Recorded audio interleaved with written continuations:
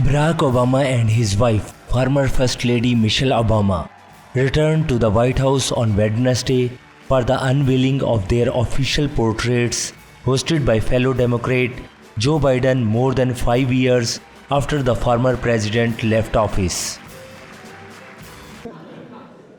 Highlighting the importance of inclusion, Michelle Obama said the portraits of her and husband, the first African-American U.S. president, were a reminder that there's a place for everyone in this country.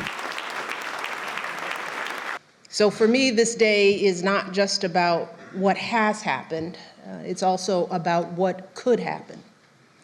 Because a girl like me, she was never supposed to be up there next to Jacqueline Kennedy and Dolly Madison. She was never supposed to live in this house, and she definitely wasn't supposed to serve as First Lady. Love you, Michelle. Love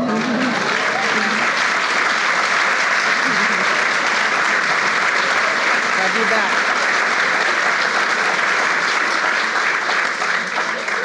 But I've always wondered, where does that supposed to come from? Who determines it? And too often in this country, people feel like they have to look a certain way or act a certain way to fit in, that they have to make a lot of money or come from a certain group or class or faith in order to matter.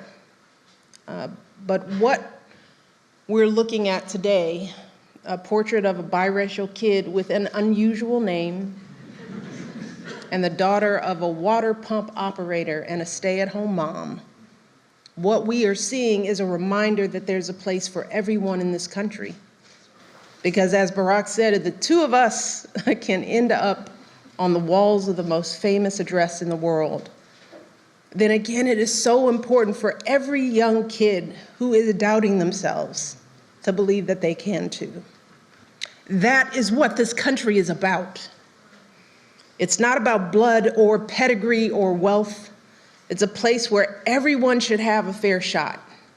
Whether you're a kid taking 2 buses and a train just to get to school, or a single mother who's working 2 jobs to put some food on the table, or an immigrant just arriving, getting your first apartment, forging a future for yourself in a place you dreamed of. That's why for me, this day isn't about me or Barack. It's not even about these beautiful paintings. It's about telling that fuller story, a story that includes every single American in every single corner of the country, so that our kids and grandkids can see something more for themselves.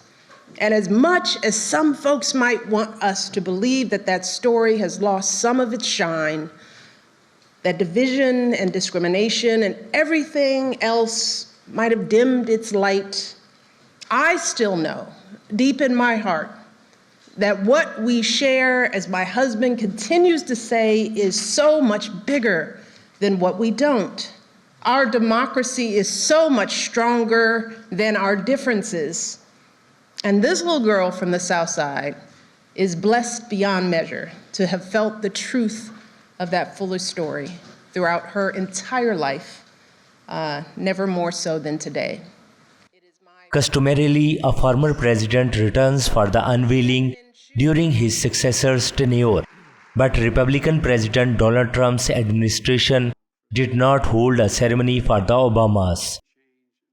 Trump, before winning the 2016 election and succeeding Obama, was a long-time proponent of the birther movement that falsely suggested Obama was not born in the United States and should not be the president.